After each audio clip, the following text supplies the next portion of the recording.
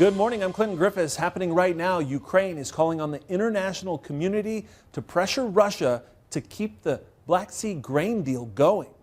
The extension of the deal is scheduled to run out Thursday, May 18th. Now, Moscow has signaled it will not allow for another extension of the agreement signed last July, saying its list of demands have not been met. The initiative was set up to help prevent a global food crisis, but others are also working to stop hunger on the Ukrainian home front.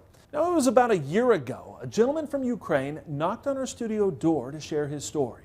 Roman Grynyshyn had a career organizing agricultural tours in Ukraine and around the world. Today, he's working to rebuild Ukraine's rural livelihoods destroyed by war. Landmines, rockets, and explosions mark the countryside. Caught in the crossfire are the small Ukrainian farmers trying to earn a living from the land.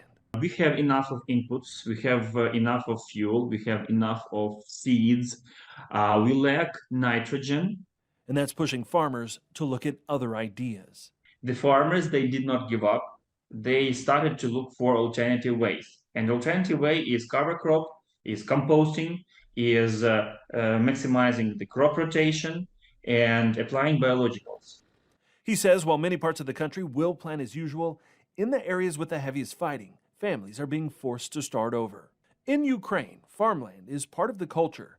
56% of the population own at least 2 acres or more, and small farms grow 90% of the potatoes, 60% of the milk, and half of the spring grains.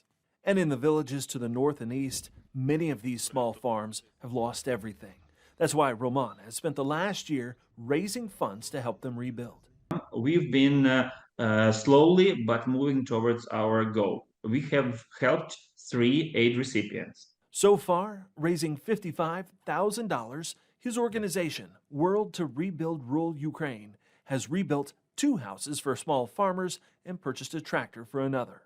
We shipped it to the farmer, so he was able to do the winter crops planting.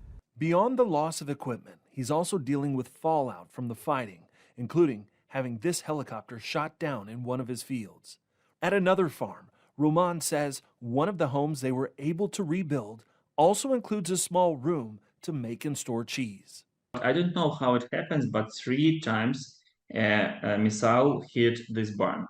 3 times. She produces milk and cheese, so we found her the milking device and the refrigerators and the windows. And a soon-to-be 4th recipient can live in their home, but their storage facilities were also destroyed. And they were under occupation. This is their shed, their warehouse. They are farming about 30 acres of land and planting these crops. Right now, majority of those fields are not accessible because of the mines. And yet, the people and these small farmers are doing what they can to help their fellow Ukrainians. Like one of the women they've helped who lost her home and her entire cellar of food, but planted a garden last summer so she could feed the troops. So she sent dozens of gallons of those vegetables, having no place to live, canning them outside in the open air, just helping these people and believing that the victory will come thanks to their efforts. Belief in each other and a future restored, one day and one farm at a time.